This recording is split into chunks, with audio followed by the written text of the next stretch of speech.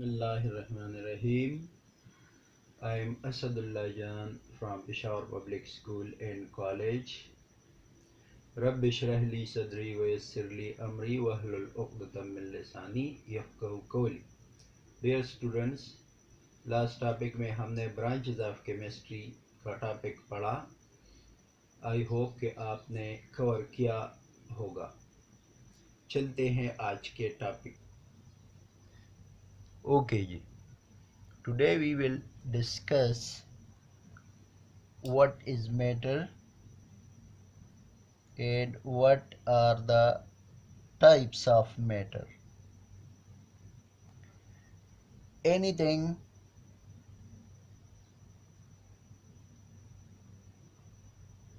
which has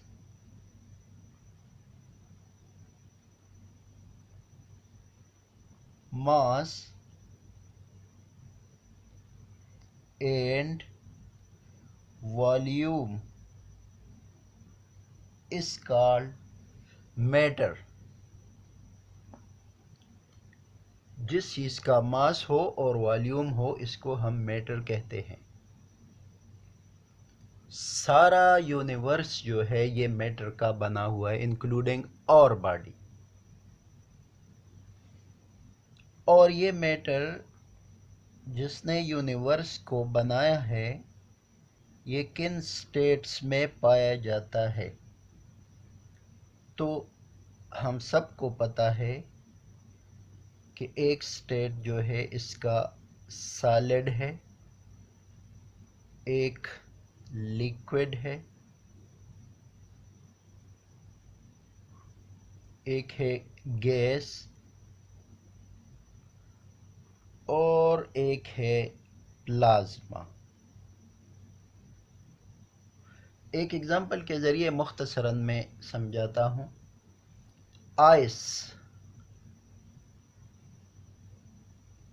ये solid state of water है जिसमें मॉलिक्यूल बहुत करीब करीब होते हैं. जब हम इसको हीट देते हैं थोड़ा सा भी तो मॉलिक्यूल एक दूसरे से दूर चले जाते हैं और ये नए स्टेट ऑफ मैटर में कन्वर्ट हो जाता है जिसको हम वाटर कहते हैं. इसको 100 डिग्री सी तक हीट दो तो ये वेपर्स में कन्वर्ट हो जाता है. ये एक और स्टेट है जिसको गैस कहते हैं. और इसको बहुत स्ट्रांगली हीट करो तो इसमें वाटर के मॉलिक्यूल में जितनी भी इलेक्ट्रॉन्स है ये इससे उड़ जाएंगे और ये प्लाज्मा में कन्वर्ट हो जाएंगे. अपर एटमॉस्फेयर जिसको आयोनोस्फेयर कहते हैं उधर जितना मैटर है वो बहुत ज़्यादा हाई हीट की वजह से उससे सारे इलेक्ट्रॉन जो है वो निकल जाते हैं, उड़ जाते हैं. सपोज़ मेरे पास ये एक एटम है, इसके पहले ऑर्बिट में है 2 इलेक्ट्रॉन, ये इसका न्यूक्लियस है.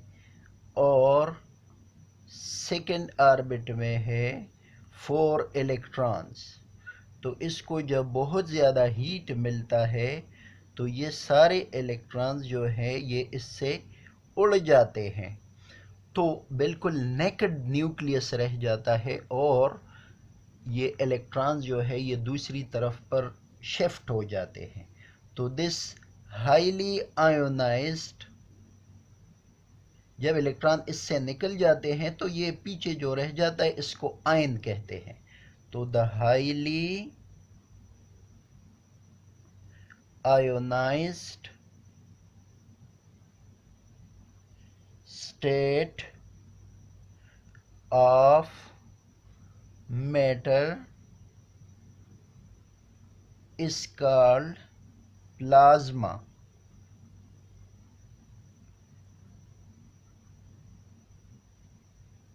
तो वाटर के मॉलिक्यूलों के जो वेपर्स है इसको जब आप बहुत ज़्यादा टेम्परेचर देते हैं तो ये प्लाज्मा में कन्वर्ट हो सकता है. मैटर जो है ये छोटे छोटे पार्टिकल्स का बना होता है जिसको हम कहते हैं atom. Atom the smallest particle of element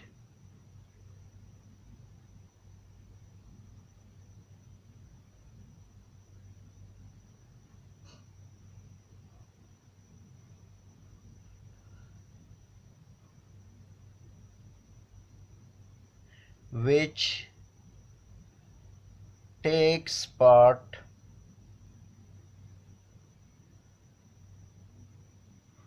in chemical reaction.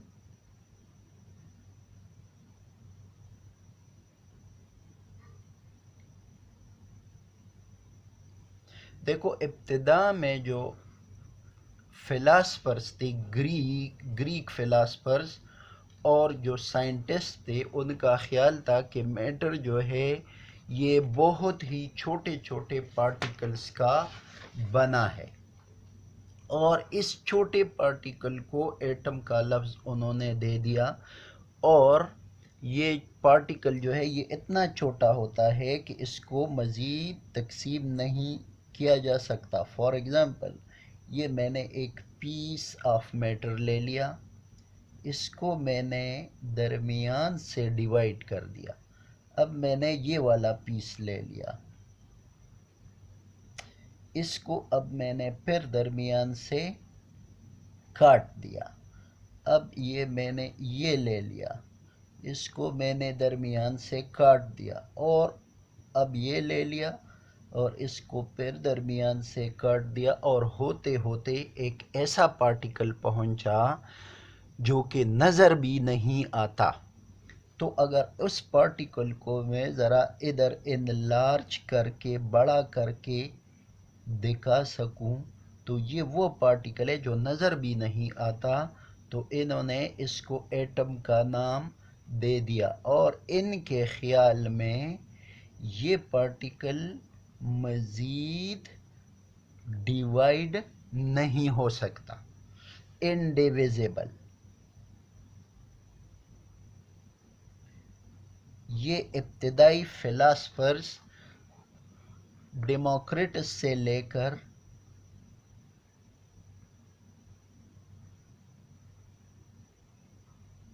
Dalton तक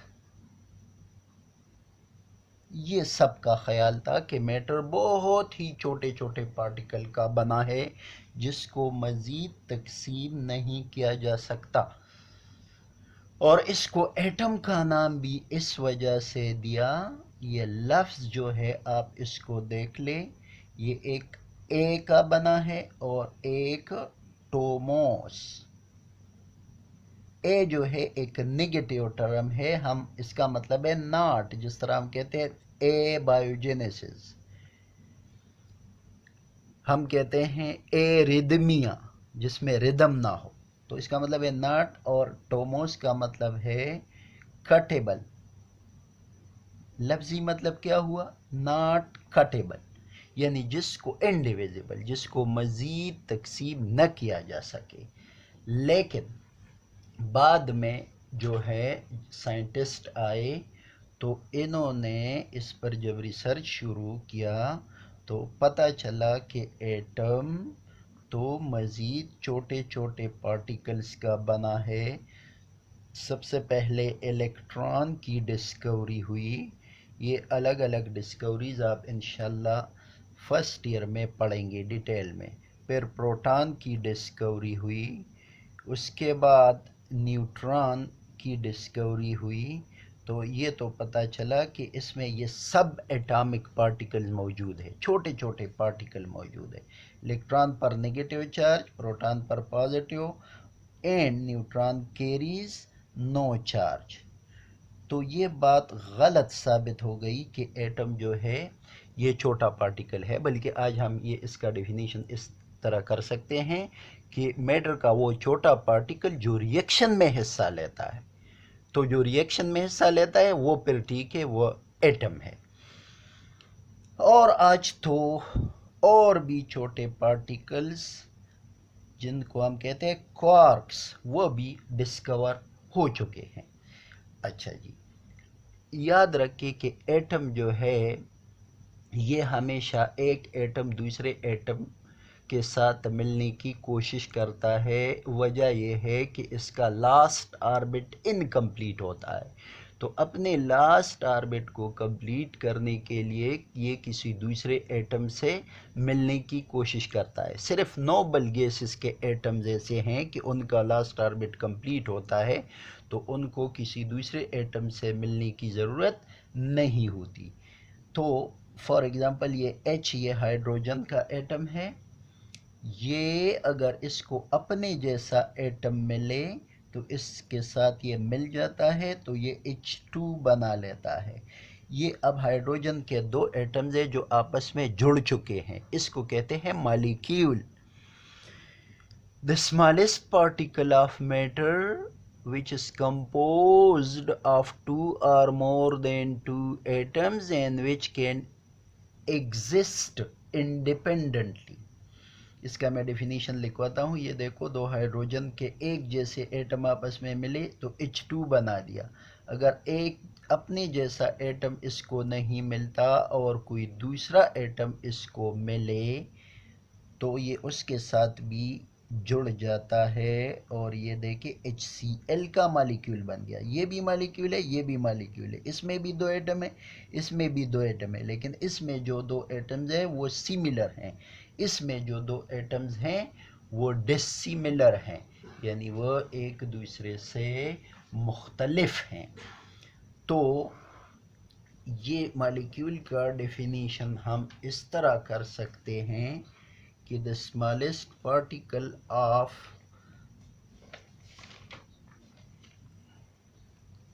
what is molecule?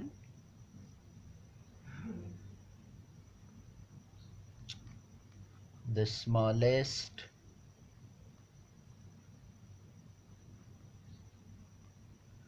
particle of element or compound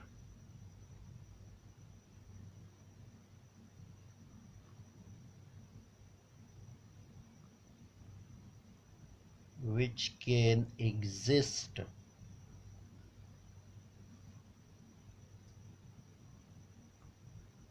exist का मतलब है जो पाया जाता है, जो मौजूद होता है, इंडिपेंडेंटली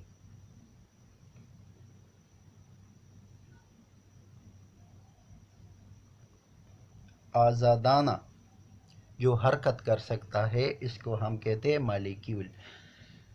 हाइड्रोजन का एटम आज़ादाना रह नहीं सकता क्योंकि इसका ऑर्बिट इनकम्प्लीट होता है, तो ये ज़रूर दूसरे एटम के साथ मिलता है। लेकिन जब ये मॉलिक्यूल बनाता है H2 तो अब इसको किसी के साथ मिलने की ज़रूरत नहीं है क्योंकि ये आज़ादाना हरकत कर सकता है। इसी तरह HCl भी आज़ादाना हरकत कर सकता है, लेकिन ये ऐसा मॉलिक्यूल है जो एक जैसे एटमों से बना है, तो इसको कहते हैं होमो न्यूक्लियर मॉलिक्यूल। होमो मीन्स सेम, और ये मुख्तलिफ़ किस्म के एटमों का बना है, तो इसको कहते हैं हेट्रोन्यूक्लियर।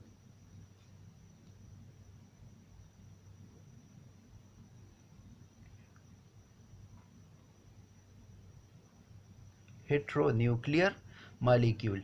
याद रखें, होमो न्यूक्लियर मॉलिक्यूल एलिमेंट का होता है, ये एलिमेंट है, और हेट्रोन्यूक्लियर मॉलिक्यूल ये कंपाउंड का होता है। HCl जो है ये एक कंपाउंड है।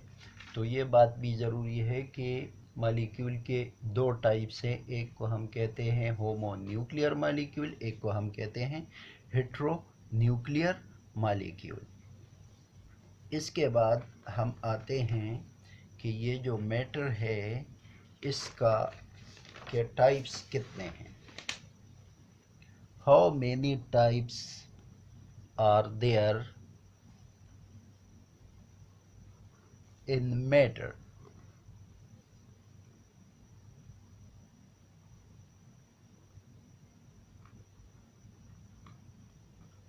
तो एक प्योर सब्सटेंस,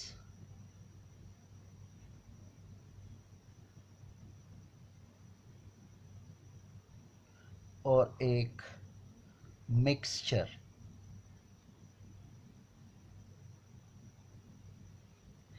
सब्सटेंस वो होता है, वो matter, the matter which is composed of similar types of atoms or molecules is called substance. और जब मुख्तलिफ़ किस्म के एटम्स या मालिक्यूल्स आपस में मिलते हैं फिज़िकली, यानी जिनके दरमियान केमिकल रिएक्शन ना हो, तो इसको हम कहते हैं मिक्सचर. प्योर सब्सटेंस वो matter, the matter which is composed of similar types of atoms or molecule is called pure substance. तो ये फिर इसके दो टाइप्स हैं. एक को हम कहते हैं एलिमेंट और एक को हम कहते हैं कंपाउंड.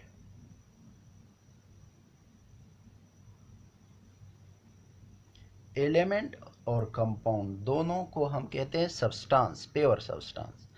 प्योर इसलिए कि इसमें जितने भी एटम्स हो या मॉलिक्यूल हो वो एक टाइप के होंगे.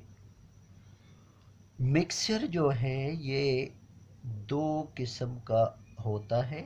एक को हम कहते हैं होमोजीनियस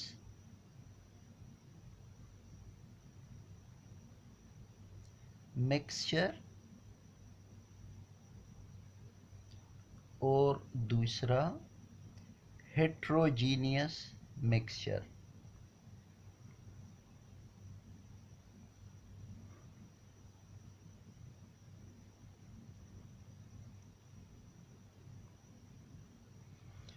तो इसको बारी बारी जो है ये इसका डेफिनेशन भी लिखेंगे और इसको डिस्कस भी करेंगे. ओके जी, welcome back. Dear students, do remember the golden words of the day. Always remember.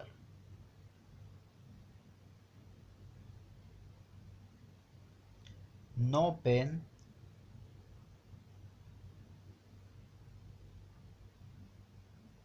no gain. इसका मतलब यह है कि सख्ती बर्दाश्त किए बग़ैर, मेहनत किए बग़ैर कोई भी कामयाबी हासिल नहीं की जा सकती. पश्तो में हम कहते हैं अवल उखरा दजान वखे बिया उखरा दखकार वखे. तो आई होप आपको समझ आ गई होगी. तो चलते हैं टॉपिक की तरफ. मैंने आपको अभी बताया कि मिक्सचर जो है ये दो किस्म का होता है, होमोजीनियस मिक्सचर, हेट्रोजीनियस मिक्सचर. तो मैटर के जो मुख्तलिफ टाइप्स है इसको हम बारी बारी लेते हैं और इसको डिस्कस करते हैं. एलिमेंट, पहले इसका डेफिनेशन लिखते हैं. ये मैटर का टाइप तो है लेकिन कौन सा? Substance. The pure substance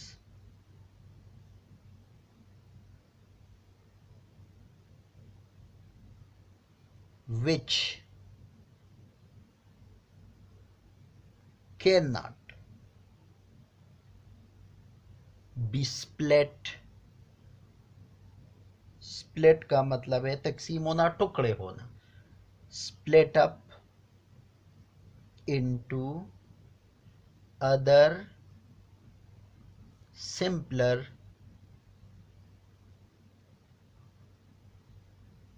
substances by any ordinary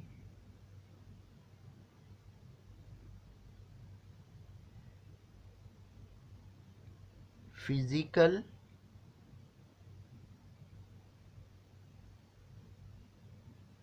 or chemical methods. Element जो है ये सब्सटेंस है. क्यों सब्सटेंस है? क्योंकि इसमें जो एटम्स होते हैं या मॉलिक्यूल्स होते हैं जितने भी हो वो सारे एक जैसे होते, एक टाइप के होते हैं. फॉर एग्जांपल ये मैंने ले लिया एक पीस ऑफ सोडियम, तो इसमें सपोज मेरे पास है 1 लाख एटम्स। ये जो है मैंने आपको 6 इसमें शो किए, लेकिन आप ये कंसिडर कर लें कि ये 1 लाख एटम्स है। तो ये सारे एक जैसे होंगे। किस तरह पता चलेगा कि ये एक जैसे होंगे?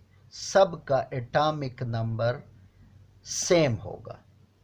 एटॉमिक नंबर ये हम आगे पढ़ेंगे। Atomic number will be same. मैंने आपको अभी कहा कि ये सपोज मैंने ले लिया ए पीस ऑफ सोडियम, इसके 1 लाख एटम्स हैं, तो ये सारे एक जैसे अगर हैं तो ये पीस ऑफ मैटर जो है ये क्या है? ये एलिमेंट है। और हमें कैसे पता चलेगा कि ये सेम टाइप के हैं? सबका एटॉमिक नंबर 1 होगा।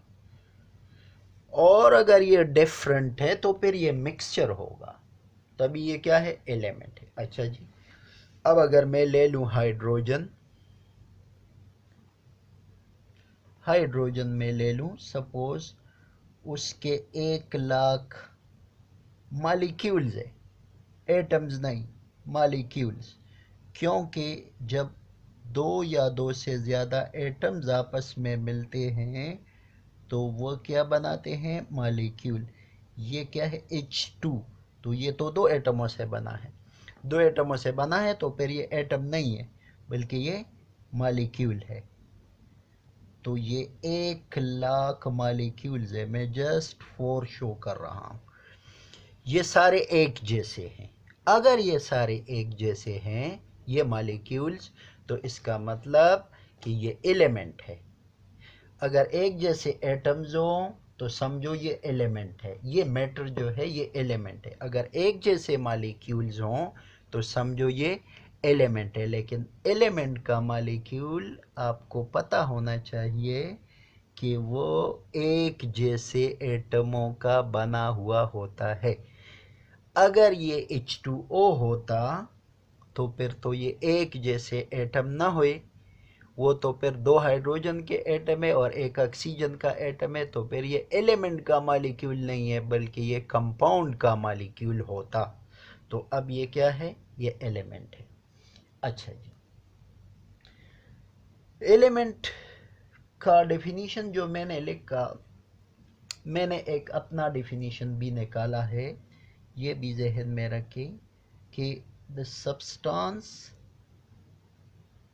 सब्सटेंस तो इसलिए है कि एक जैसे एटमों या मॉलिक्यूलों का अगर बना है तो सब्सटेंस है, और फिर 2 टाइप्स का होता है, वो एलिमेंट या compound. The substance which is composed of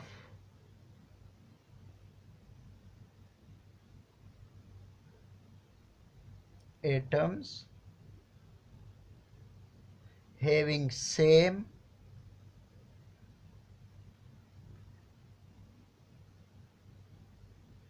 atomic numbers।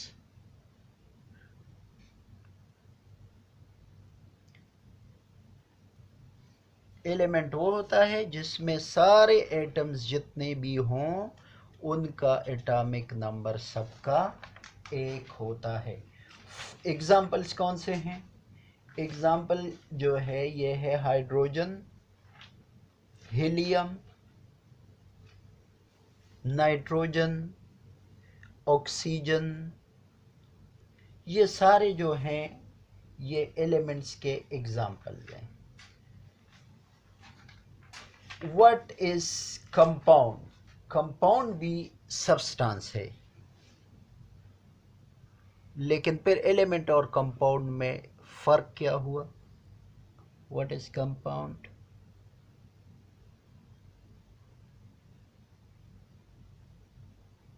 Compound एक ऐसा सब्सटेंस होता है जो कि दो या दो से ज्यादा एलिमेंट्स का बना होता है, दो या दो से ज्यादा एलिमेंट्स का बना होता है। तो the pure substance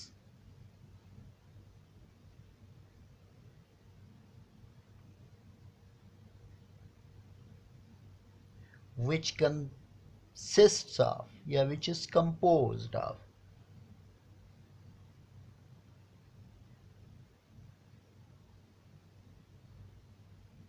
two or more different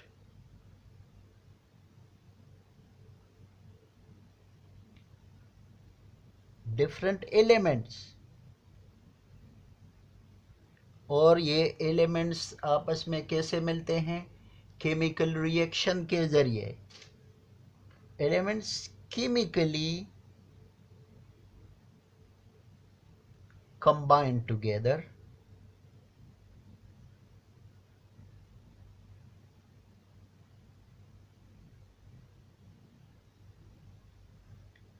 in a fixed ratio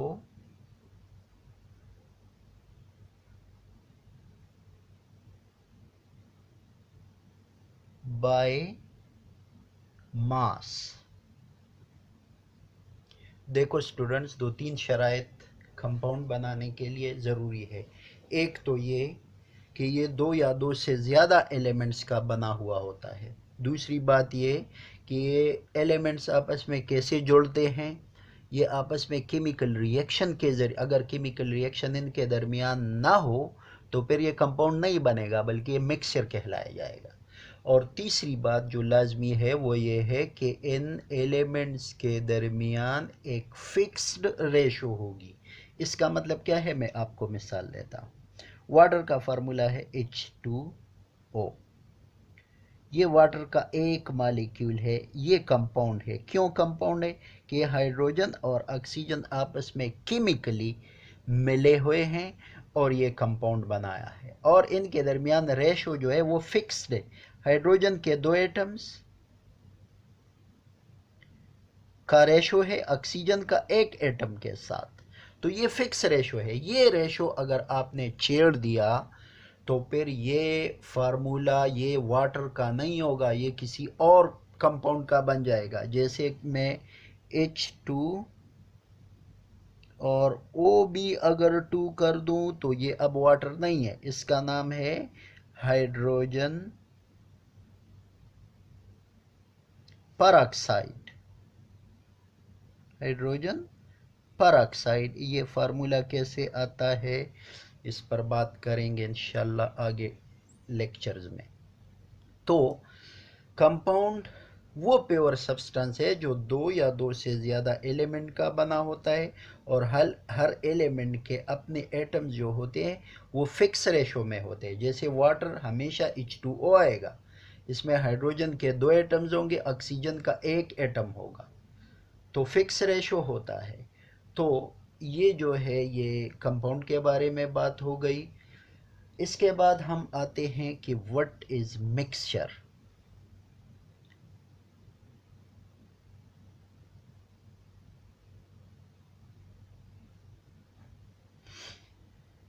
mixture जो है जब एटम्स डिफरेंट टाइप के, इससे पहले जो हमने एलिमेंट और कंपाउंड की बात की तो हमने ये कहा कि एक ही टाइप के एटम्स या एक ही टाइप के मॉलिक्यूल्स तो ये एलिमेंट या कंपाउंड बनाते हैं। मिक्सचर में डिफरेंट टाइप्स के एटम्स अगर मिलते हैं, सपोज मैं ये लेता हूँ एक पीस ऑफ मैटर, ये जो है इसमें मैं दो तरह के एटम्स शो कर रहा हूँ।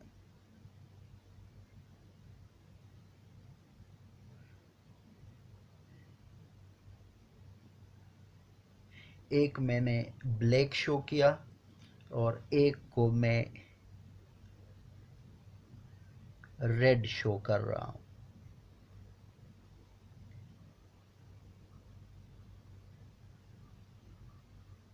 ये एक ऐसा पीस ऑफ मैटर है जिसमें दो किस्म के एटम्स आपस में मिले हुए हैं। तो ये दो किस्म के एटम्स है, तो इसको मैं एलिमेंट या कंपाउंड नहीं कह सकता, मैं इसको कहूँगा मिक्सचर। दो किस्म के एटम्स आपस में मिली। मैं एक और पीस ऑफ मैटर लेता हूँ और इसमें एक तो मैं यही एटम शो करता हूँ जो इधर मैंने शो किए,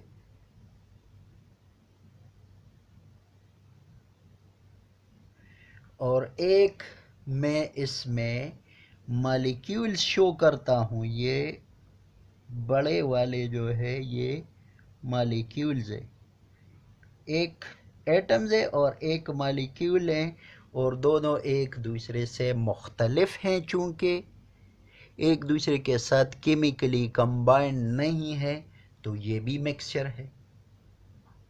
सपोज ये वाटर का मॉलिक्यूल है और ये एटम जो है ये है सपोज सोडियम का Na, तो ये क्या हो गया? ये मिक्सचर हो गया। और अगर दोनों मॉलिक्यूल्स हों, मैं एक और लेता हूं पीस ऑफ मैटर, ये देखें ये भी मॉलिक्यूल है, ये भी मॉलिक्यूल है, ये मॉलिक्यूल, ये मॉलिक्यूल, ये तो आपस में एक जैसे हैं, लेकिन ये जो है रेड कलर के मॉलिक्यूल, सपोज ये इनसे डिफरेंट है, आपस में मिले तो हैं लेकिन केमिकली मिले नहीं है। इसको आप आसानी से एक दूसरे से जुदा कर सकते हैं, जबकि कंपाउंड जो है इसको, इसके कंपोनेंट्स को एक दूसरे से जुदा करना मुश्किल होता है। तो ये भी मिक्सचर है। एटम्स मुख्तलिफ किस्म के अगर मिले हों, नॉट केमिकली, फिजिकली, तो ये मिक्सचर। एटम्स और मॉलिक्यूल्स अगर मुख्तलिफ किस्म के मिले हों, ये भी मिक्सचर है।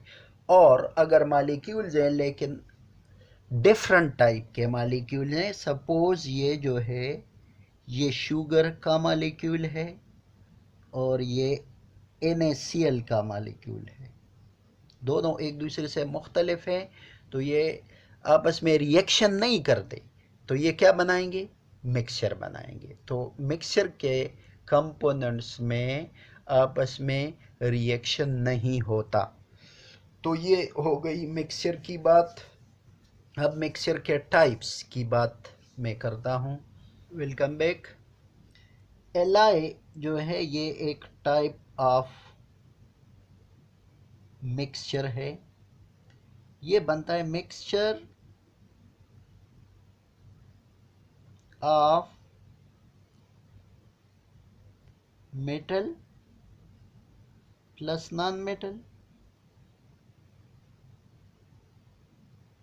इससे बनता है। और mixture of metal plus metal, इससे भी बनता है। देखो, जब हम दो मेटल्स आपस में लेते हैं, मिलाते हैं,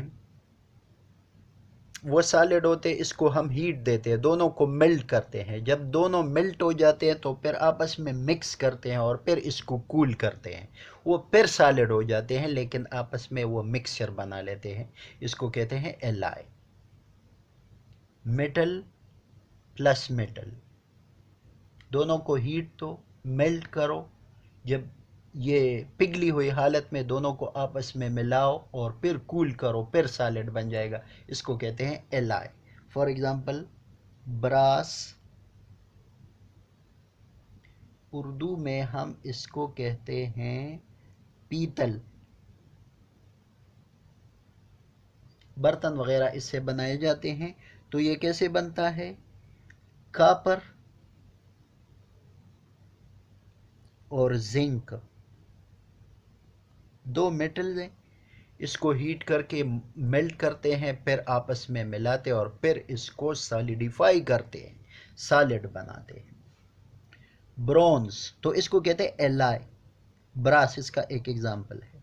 ब्रॉन्ज, ये जो मेडल्स वगैरह जो बनाए जाते हैं, का कांसी का तमगा, पीतल का तमगा, उर्दू में इसको कहते हैं कांसी। ये बनता है कॉपर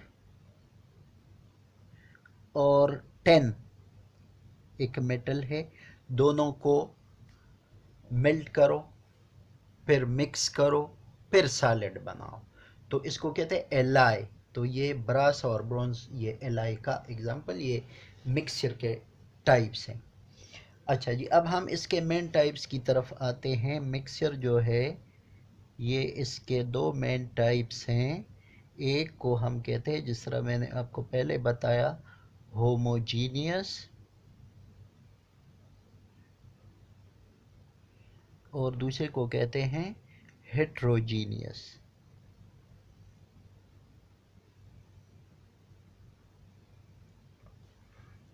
होमोजीनियस को पहले डिफाइन कर लेते हैं। The mixture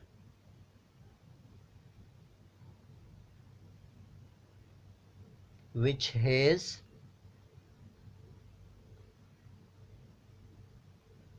uniform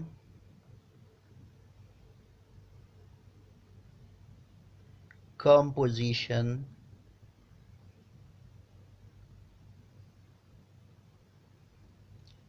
throughout.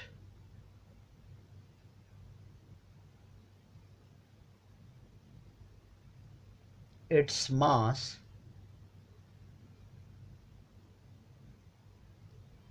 is called homogeneous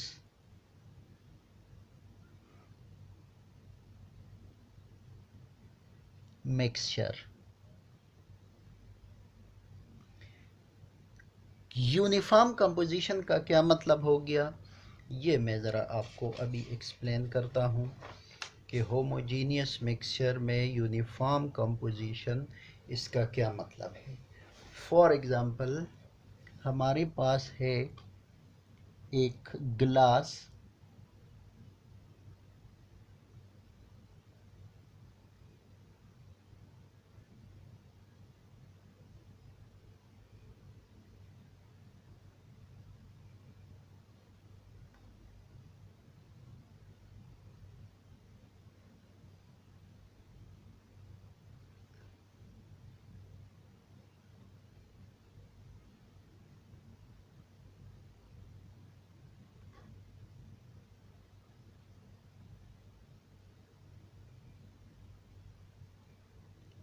इस गिलास में वाटर मौजूद है और उसमें हमने चीनी, शुगर मिलाया है। तो वाटर के मॉलिक्यूल्स प्लस शुगर के मॉलिक्यूल्स इसमें इधर उधर जो हैं ये पड़े हैं, तो इसने शरबत बनाया। अच्छा जी, अब देखिए ज़रा, ये मिक्सचर तो है क्योंकि ये वाटर और शुगर के मॉलिक्यूल्स डिफरेंट है ना, तो जब ये डिफरेंट है तो ये मिक्सचर है। और दूसरी बात ये कि केमिकली ये कंबाइंड नहीं है, एक दूसरे के साथ इन्होंने रिएक्शन नहीं किया है, तो लिहाजा ये मिक्सचर हो गया। अब ये कौन सा मिक्सचर है, तो देखो, मैं इधर से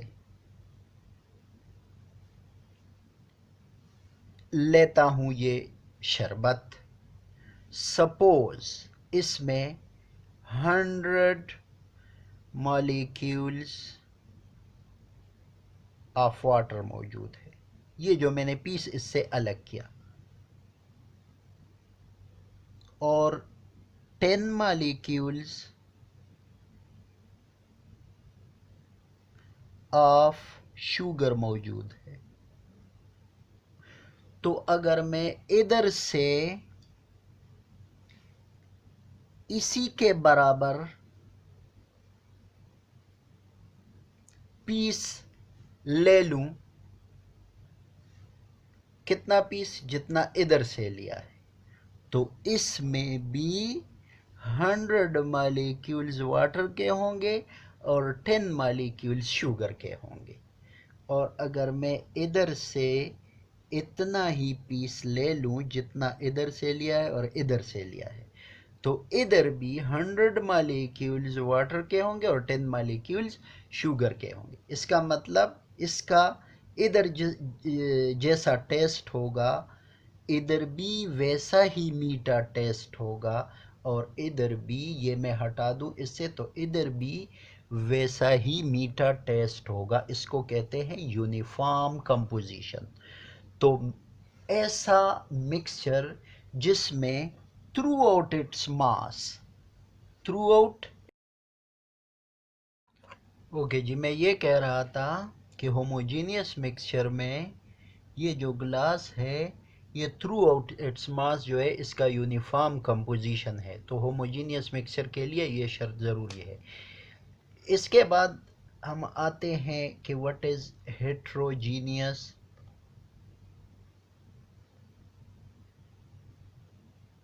मिक्सचर। तो the mixture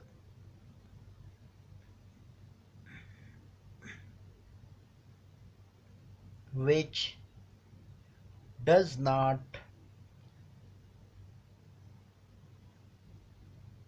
have uniform composition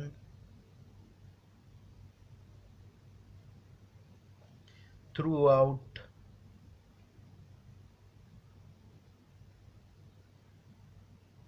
its mass is called heterogeneous mixture. For example, अगर मैं ले लूं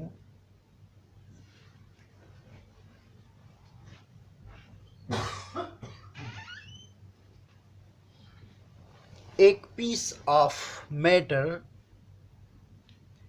इसमें रेत के पार्टिकल्स मौजूद हैं और छोटे छोटे पत्थर, स्टोन्स,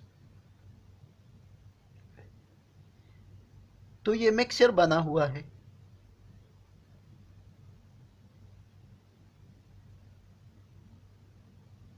अब आप देखिए कि मिक्सचर तो है, लेकिन आया इसमें यूनिफॉर्म कंपोजिशन है या नहीं है। तो मैं इधर से ये पीस काटता हूं,